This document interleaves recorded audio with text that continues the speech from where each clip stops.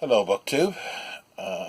I'm not sure what's going on with my phone here. I've tried to film this many, many times, and it keeps saying I'm running out of space. And there seems to be more. There should be more than enough. So this is my last try at it. I'd hoped to come to you this evening with a bit of a mail haul from a remainder shop.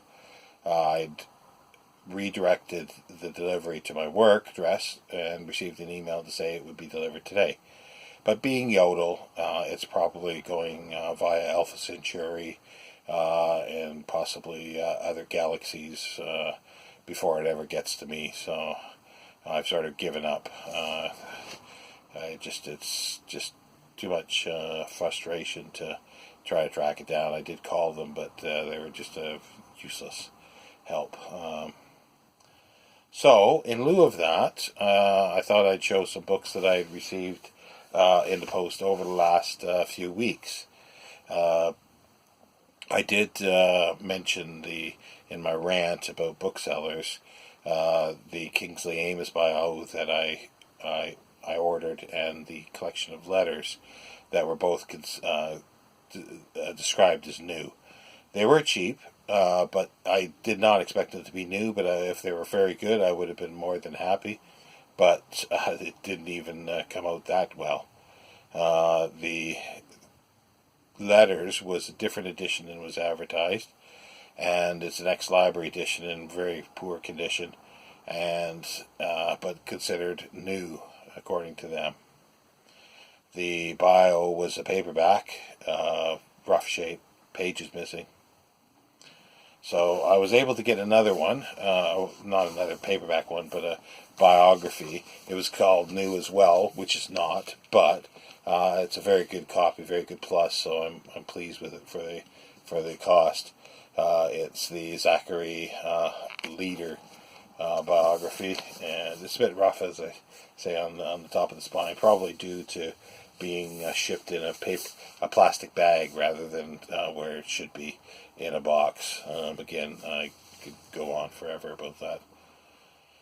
So I don't have the letters yet. I'm still looking for the correct edition of letters. I've emailed people, and they come. Most of them don't even come back with anything because I've asked for photos and asked what edition it is, and they just ignore it, or they come back. After saying new, they come back, yeah, it's ex-library, or it has anything. Well, it's not new then. So I'm still in the search for that, and I've looked through this a bit, and it looks quite interesting. I do like Kingsley Amis' writer, so I must thank Steve Donahue to sort of re-spark my interest in him. And just fortuitously, while I was at my bookshop a week or so ago, the last book haul or the one before that, I found a hardcover of his, his Old Devils, Kingsley Amis's Old Devils, which I don't think I've actually read that one.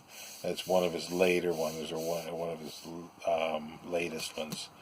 But Lucky Jim is his really big one, and the one he will be remembered for. But I do like his other writings. He is comical, and the letters and the bio will be a nice adjunct to rereading some of his fiction.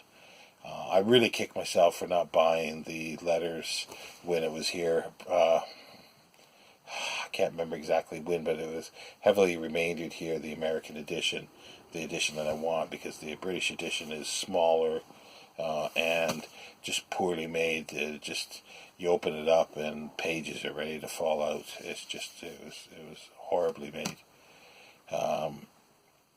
But yeah, no, I just didn't. And I think when I did decide to finally get it, probably a year or so later, because there were so many of them around, they were gone. So it's one of those things, you snooze, you lose. Hence, that's why I got a few things from this remainder place that's coming. It's second, third-rate remainder house, but they do occasionally have some good stuff, and the prices were really, really, really good. And there's a little one of those remainder shops here can't remember the name of them, but it's going towards less books. But occasionally, again, you will get something half decent in there. They just sort of luck out and they get some good stuff.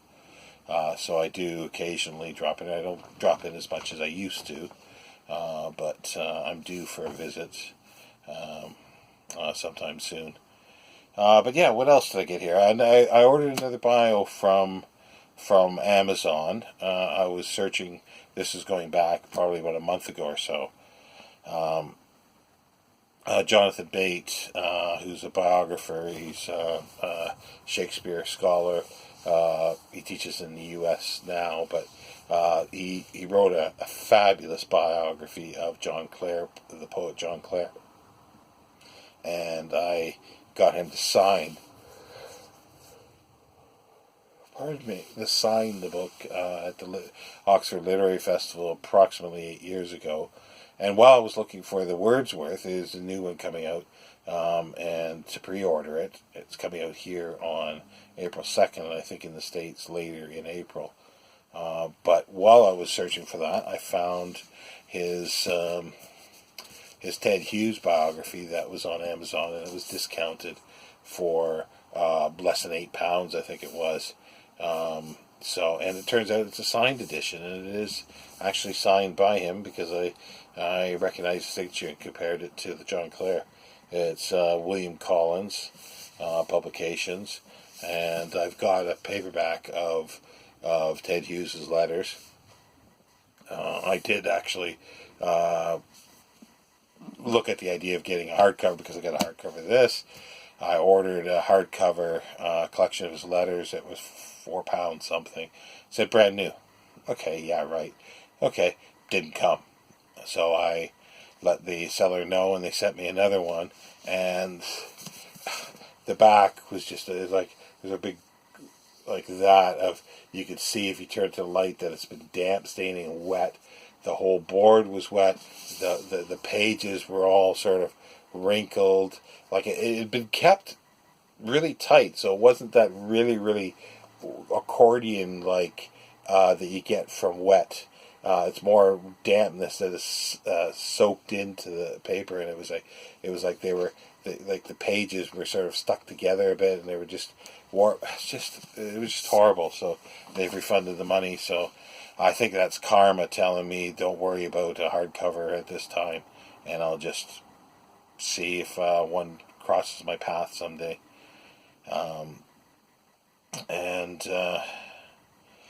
See what else? Oh yeah, he's doing a radio program on Wordsworth, which I need to catch up on. I usually caught up my radio a lot of times in the morning before I go to work because I'm up an hour before I leave, and while I'm getting ready, having something to eat, getting dressed, so forth, I would listen to radio programs. Now it's BookTube.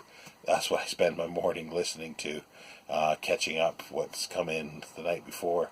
And I am running behind now as well doing that. But I need to do that. But speaking of radio, and that's a good segue to Melvin Bragg's In Our Time, who's been going Thursdays for well over a decade, maybe 20 years. And here's a book with some transcripts of some of the programs. Again, it was something that I just fell across on eBay.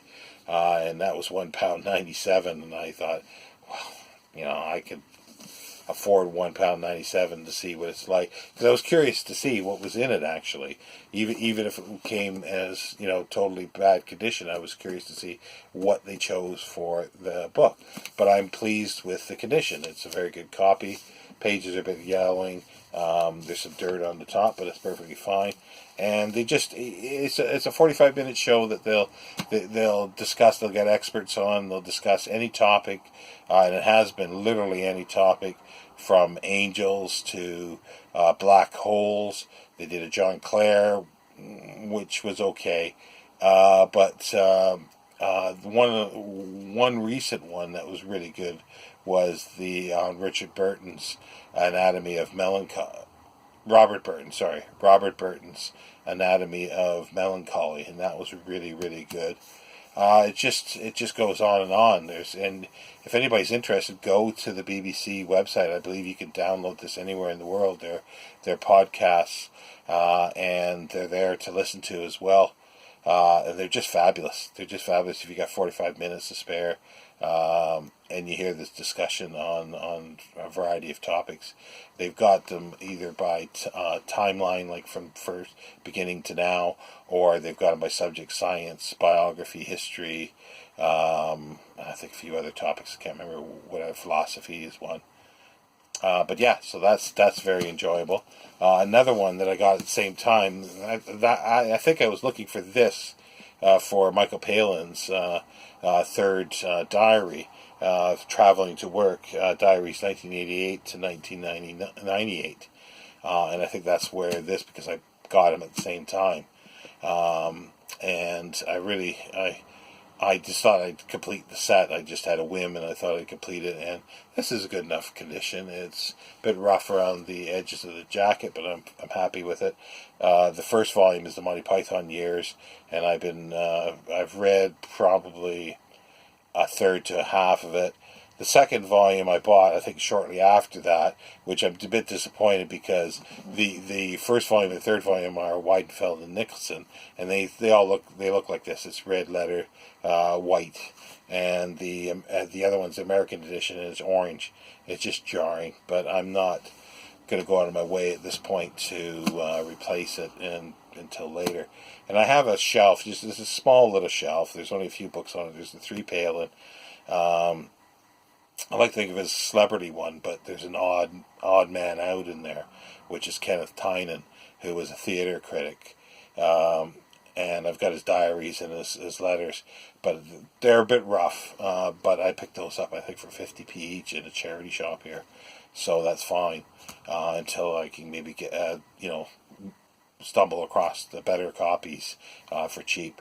The reason why I have him is because there's entries in his diaries about Louise Brooks and letters as well to Louise Brooks. And he wrote an article about Louise Brooks that showed up in the New Yorker. He went to see her when she was living, she spent the remainder years of her life in Rochester, New York, and going to the Kodak sort of photography museum, but they also had a film archive there, and so she used that and the Rochester Public Library for research for her articles that are collected together in Lulu in Hollywood. She, I guess, terrorized or at least the story goes, the librarians at the Rochester Library. And for a while, people were stealing bios that she took out because she would write in them in pen. She'd make little notations, like things like, "Oh, you're a liar, you bitch," or whatever, like just inflammatory things, because she knew some of these people, and she was reading the bios, and she'd write these things in there, and people would actually, once they found out about this later, they began to disappear off of the library shelves. But anyway, that's Kenneth Tynan. The other one I have is Gielgud's letters.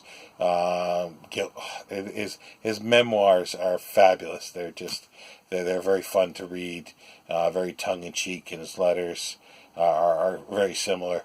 And I also have Richard Burton's, the actor's Richard Burton's diaries.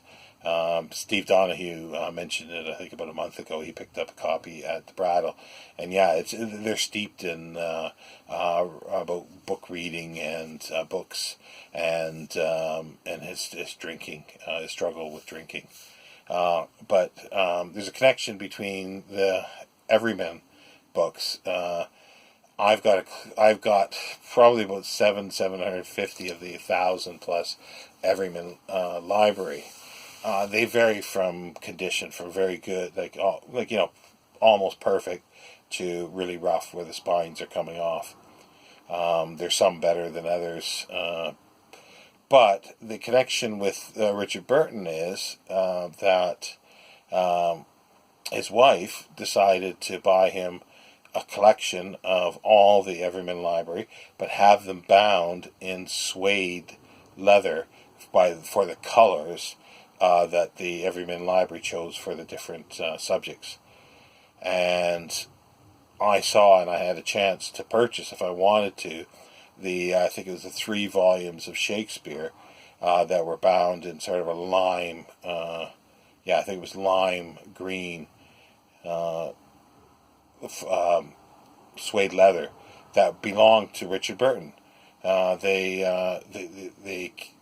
His collection somehow wound up, I don't know the full story, but this collection wound up at an auction in London and got dispersed. And somehow somebody came along and had these 3 volumes. I'm not sure if it was the same person that had the collection that I have now, because that was all from one collector. Over the years collected Everyman, but he wasn't too concerned about its condition, which is sad. But yeah, so that's just a nice little connection that he liked Everyman, the Everyman Library, which is a fantastic series. I had the thought when I first got this, because the first probably 50 or 100 I got that I saw of this, the Everyman Library, were just beautiful condition. Most without jackets, because it's hard to find with jackets in good shape anyway. But that was fine. I was perfectly happy with that, and I thought, if they're all like this, I'm taking the whole set. I'm buying them. But as it turned out, they turned out to be probably a third of what I've got are sort of what I would say passable for a collectible sense, and the other 2/3 are not, or half. Definitely half is not on a collectible sense. So it's a Herculean task to try to get a complete set now for that. So I've given up that. I still haven't sorted through them fully, but there's ones that I do want to keep. There's certain areas that I like. The essays is definite in the poetry, history, and there's a few others that I do have almost complete sets of. There's just so I think some of the fiction and the children's one, as you would expect, are rough condition. But yeah, I've separated some, and I still have a lot of work to do on that, and I'll revisit with you the Everyman Libraries at some point. But anyway, I've been rambling enough. I've got from I guess Hughes books, Kenneth Tynan, Louise Brooks, Richard Burton. I was going to mention something about Richard Burton and Dylan Thomas, because he does fabulous voiceover for his Under Milkwood, which has one of my favorite 2-word lines in that Dylan Thomas does. It's just packed with so much connotation, and he's talking about the darkness of night, and he calls it Bible Black. Just think about that for a moment. Bible Black. The 2 simple words, but with so much meaning and so much depth. But yeah, Dylan Thomas is somebody else I really like. I've got 2 paperback volumes of his letters, which I might search out someday for the single one hardcover. If anybody knows a really good bio of Dylan Thomas, I'd love to hear about it, because I know there's many out there, but the ones that I've looked at don't seem to be that good. I don't know if there has been a really, really good one yet done, because they vary in size, but I'd like something that's a very substantial one, like, about 1,000 pages if possible. If anybody knows one, do speak up in the comments. I'd love to know what you think is the best bio for Dylan Thomas. But anyway, I will let you go. I hope I'll be back Monday with the promised mail haul that the Remainder House purchases that I made. So have a good weekend and enjoy reading BookTube. Bye.